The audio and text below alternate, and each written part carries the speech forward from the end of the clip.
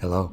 I love snake xenofiction, but I know I'm not the only one who's seen a book with a snake on the cover before, and read the description on the back, only to be disappointed that that book has little to nothing to do with actual snakes. So in this video, I want to go over some great fiction that has snake characters, and more specifically, snake main characters. There are not many of these out there, although I wouldn't claim to know all of them, of course. One thing to note is that I'm not including any lit RPGs on this list. I know there's at least a couple with snake characters, but I'm just not interested in the genre personally. This video is going to be a bit more podcasty than what I normally do, with only the occasional images or quotes from the books on screen, so feel free to just listen to it if that's what you prefer. With that being said, there's no better place to start than with what I consider to be both the best snake series out there right now, and one of my absolute favorite book series in general, and that of course is Serpentia by Pauli. Serpentia is set in a fantasy world filled with various different species of animals: snakes, birds, lizards, mice and rats, and so on. Some of the animals in this world have special abilities, like snakes being able to use telekinesis, moving objects with their minds. The animals have formed their own societies over time, with most snakes living together in a huge underground den called the Burrow. The main character, Sukar, is one of these snakes. He's trained as an architect, and it's his dream to build something new that'll bring him recognition in the Burrow one day. When that day comes though, things start to go wrong, and Su finds his whole world being turned upside down. Serpentia looks at the relationships between its animals in a pretty unique way. Snakes live alongside mice and rats in the burrow, with the rodents acting as their own personal servants. Snakes have a strict caste system among their own kind, with the venomous species being higher in the rankings than the non-venomous ones, getting privileges for themselves like better dens, and being able to posture over snakes who are of a lower rank. The birds and the lizards have their own societies too, which we get to see develop more as the series progresses. It's interesting to see how these animal societies function, and the politics behind them are an important part of the overarching story. The best part of Serpentia though, without a doubt to me, is its main character, Sukar. Snake characters are usually treated as villains in stories, so to see one handled with such dignity, respect, and love in Serpentia is really something special to me. Su is kind and thoughtful, and he wants to do his best for all animals in Serpentia, not just his fellow snakes. At the same time, Su is not perfect by any means. He can focus too heavily on the mistakes he's made in the past, finding it hard to move beyond them. There are times when he falls prey to his own overconfidence or anger, doing things that he later comes to regret. But he tries, and he shows that he's capable of change, and that's why I love him so much. I think Su is the best snake character in fiction right now. No question about that for me. Serpentia has some great recurring side characters too, like Quirk and Lomir, and a certain hatchling we meet later in the series. I'm not gonna name them here. The pacing of the series is good overall, but I think there are some moments where it dips. Namely, the last few chapters of Book 3 felt rushed to me. It doesn't spend enough time developing the confrontation or its after effects. There are some odd decisions in Books 1 and 2 as well, like a scene near the end of Book 2 that I still find pretty ridiculous. None of this is enough to ruin my enjoyment of the series, obviously, but it does make it feel a bit uneven. On the xenofiction side of things, parts of Serpentia are really well done. I love seeing the world from Su's point of view. The way a snake moves, being described through coiling and essing. The way he can pick up chemicals with his tongue, processing them with the Jacobson's organ. There's also the struggles Su has to deal with, like shedding and brumation. At the same time, keep in mind that these are fantasy species we're talking about, and they don't follow all the rules of regular animals. There's the telekinesis, as mentioned previously, which is a clever way of letting snakes manipulate things without the use of limbs. Snakes in the world of Serpentia are colorblind, and different species are able to have eggs with each other, something that real-life snakes obviously can't do. Even keeping these rules in mind, there are some errors and oddities in Serpentia's xenofiction. Color is mentioned incorrectly from Su's point of view several times throughout books 1 and 3. For some reason, book 2 is completely able to avoid this problem, at least as far as I could tell when I was rereading it. And Su occasionally uses phrases that don't make sense for a snake to use, like describing eyes being closed. Again, these issues aren't enough to ruin my enjoyment of the series by any means, but they are noticeable, and I hope they can get cleaned up over time when new books come out. At its best moments, Serpentia tells a story about how we can improve our own lives and societies, but also the difficult decisions and sacrifices that come with making these changes. There's also the very, very special way Serpentia delves into the topics of eggs and egg mothers, but I don't want to spoil that here. If you've read this series, you know exactly what I'm talking about. It's hard to imagine what Serpentia would have been like if it hadn't gone in this direction, and so I gotta thank the author for that. Moving along, there's some wonderful imagery that we get to see throughout the series, with my favorite moments being Sue's vivid dreams, filled with his own worries and images of the feathered serpent gods that he follows. Being a more modern series, Serpentia does have a handful of queer characters in it, which I love to see. Fantasy settings like this, where characters are more casually accepted by the people around them, can give you a better idea of how our own world could be. All in all, if you know me, you probably have a good idea of why I love this series so much, even keeping in mind its flaws. It fits into so many of my specific interests, and as soon as I finished reading it for the first time, I pretty much just wanted to pick it up and read it again. As of right now, there are 3 books in the Serpentia series: Disbanded, Freedom Ring, and Full Circlet. According to the author though, there are plans for this to be a 6-book series in total. Needless to say, I'm looking forward to book 4. Until then, I'll leave behind Serpentia for now, with the highest recommendation I can give for a Snake series.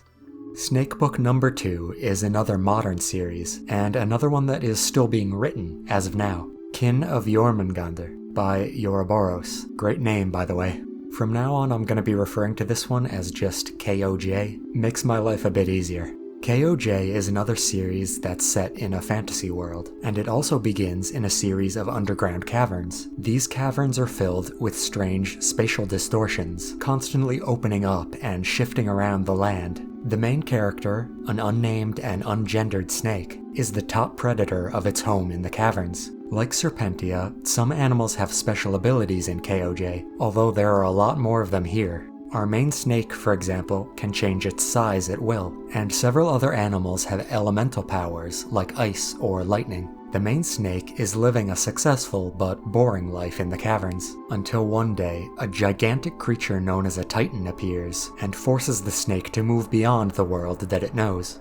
KOJ is a bit more action-oriented than Serpentia, but it also does a good job at focusing on the development of its main snake. The snake's perceptions are challenged as it moves through the new world. What does it mean when you think you're the strongest creature around, only to encounter something that makes you feel as insignificant as a grain of sand? The meaning of strength is an important part of the character growth in this series, and I really like watching the main snake grow and change. This is another one of my favorite snake characters in fiction. It's no Sue, but it's definitely up there. KOJ also contains another very important character that we meet early on, a character that I love to death, but I'll leave that up to you to discover for yourself. The battle scenes in KOJ are really well done a lot of the time. They're very intense, can have you on the edge of your seat, and I also like reading about the cool environments that the characters travel through. One thing that I think could have been done better though is the descriptions of these areas. Because of all the spatial distortions and stuff going on in this world, it can be hard to tell what's happening at times. It's very chaotic, which I guess fits with the themes of the story, but I still think it could be done better. Another important thing to note is that this series is connected to a different series that the author is also working on at the same time. KOJ is readable as a standalone series, but I still feel like I'm not getting the bigger picture because I haven't read the author's other works. This is one of the biggest detractors for me, especially in the later chapters, and is something to keep in mind going in.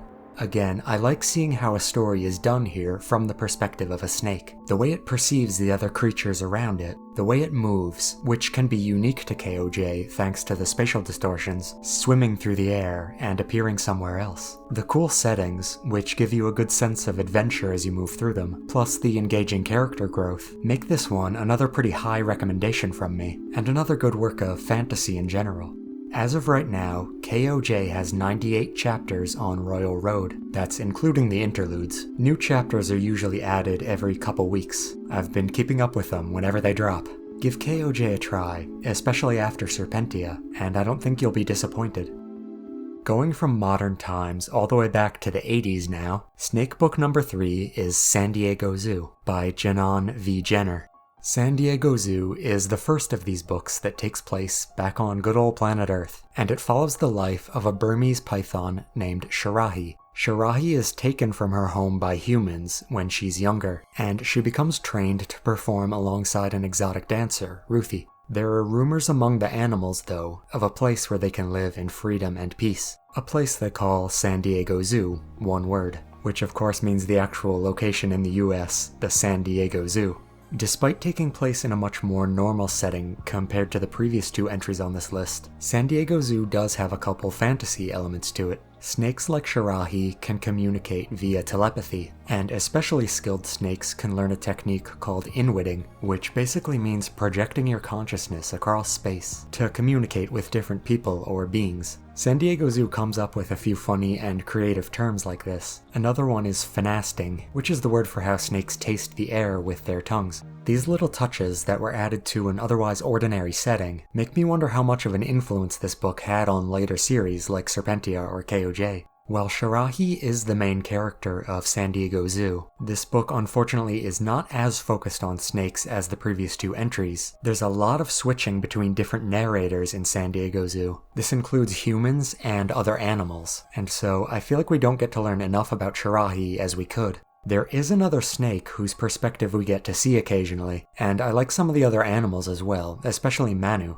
but personally, I like these stories best when there's no humans involved. Some of the language used has also not aged that well, but it's a product of its time. I'm not gonna hold that against the author. Sandeagozu overall is not as in-depth with its characters or themes compared to Serpentia or KOJ. Instead, I'd recommend this book most if you're a fan of classic animal adventure stories. It's a relatively straightforward adventure, but that's the key word. This book does have a good sense of adventure to it. It's fun to travel to the different locations and see how the animals get themselves into and out of trouble, and to get a look at the way animals view the humans around them. There are some interesting details about snake biology too, when we get the chapters from Shirahi's point of view. Not all of it is accurate, especially given this book's age, but it's still nice to see, and it helps to put you into Shirahi's head.